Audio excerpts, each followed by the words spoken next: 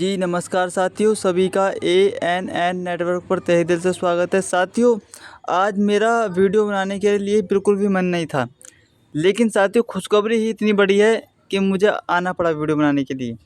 आज बहुत अच्छी खुशखबरी आई है आयोग की तरफ से।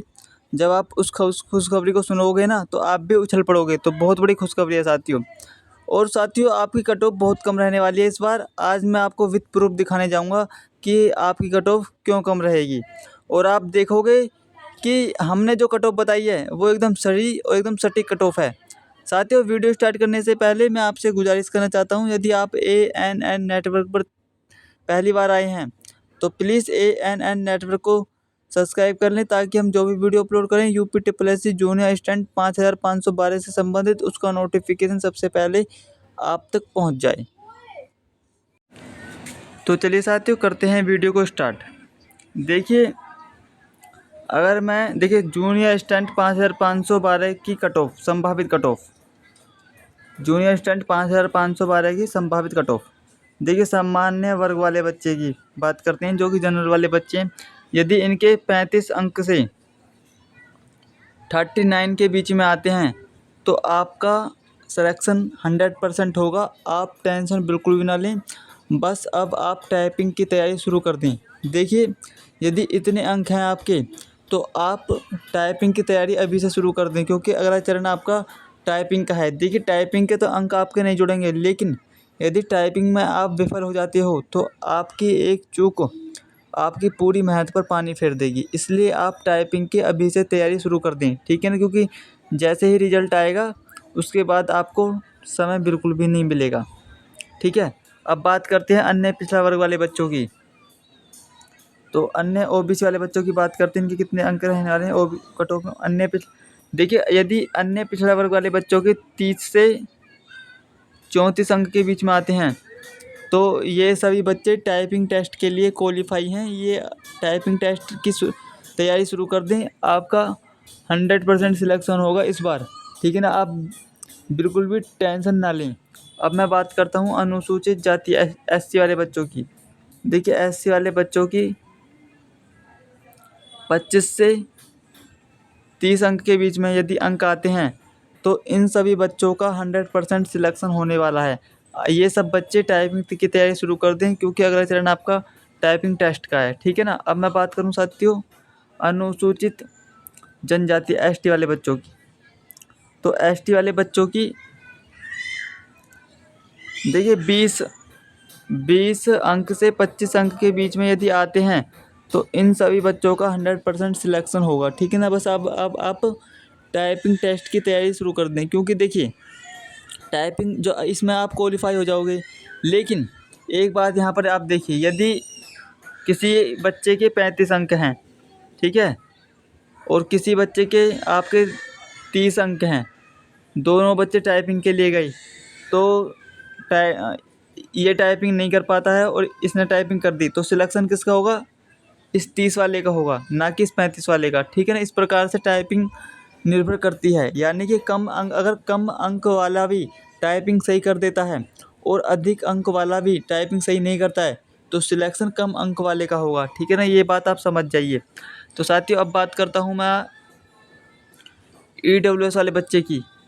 तो EWS वाले बच्चे के कितने अंक रहने वाले हैं? इनकी लगभग OBC के समान रहती है, एक आध अंक का फ़र्क रहता है, ज़्यादा अंक का फ़र्क नहीं रहता। यदि इनके 30 अंक से 35 अंक के बीच में आते हैं तो इन सभी बच्चों का 100% सिलेक्शन होगा। आप किसी भी प्रकार की टेंशन ना लें, आपका सिलेक्शन होने वाला है, ठीक है ना। बस अब आप टाइपिंग की तैयारी शुरू कर दें। अब देखिए, फ्रीडम फाइटर वाले बच्चों की बात करते हैं, स्वतंत्रता संग्राम सैनिक के आश्रित वाले बच्चों की। तो इनके कितने अंक रहने वाले हैं? इनकी रहेगी 18 से 18 नहीं है, ये 20 है। 18 से 20 अंक आप मानकर चलिए। यदि इनके 18 से 20 अंक के बीच में आते हैं तो इन सभी बच्चों का 100% सिलेक्शन होगा, ठीक है ना। कितनी है EWS वाले बच्चों की? देखिए, ये 18 से 18 नहीं है, 18 से 20, ठीक है ना। 18 से 20 अंक के बीच में यदि आते हैं EWS वाले बच्चों की तो 100% सिलेक्शन होगा इन बच्चों का, ठीक है ना। आप किसी भी प्रकार की टेंशन बिल्कुल ना लें, आपका सिलेक्शन 100% होने वाला है, ठीक है ना। अब बात करूंगा मैं एक्स सर्विसमैन वाले बच्चों की। देखिए एक्स सर्विसमैन वाले बच्चों की अगर आप देखोगे कि कट ऑफ तो हर बार इनकी सबसे कम रहती है कट ऑफ। 12 से 17 अंक यदि हैं किसी बच्चे के तो उनका 100% सिलेक्शन होगा, ठीक है ना, एक्स सर्विसमैन वाले बच्चों का।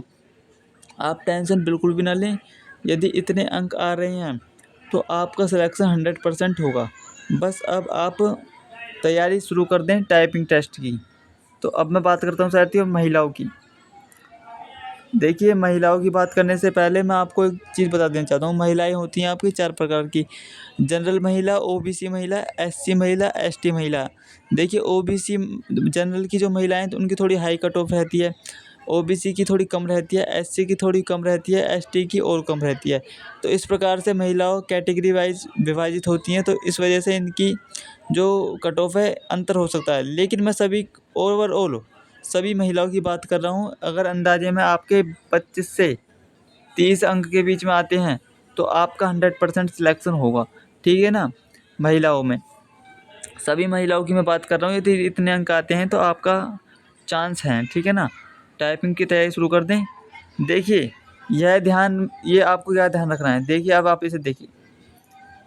यह ध्यान रखना महत्वपूर्ण है कि यह केवल एक अनुमान है और वास्तविक कट ऑफ कई कारकों पर निर्भर करती है, जैसे आपका पढ़ाई का कठिनाई स्तर।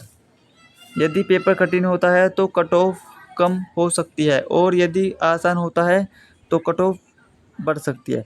आपने देखा इस बार का जो पेपर था वो बहुत ही हार्ड था।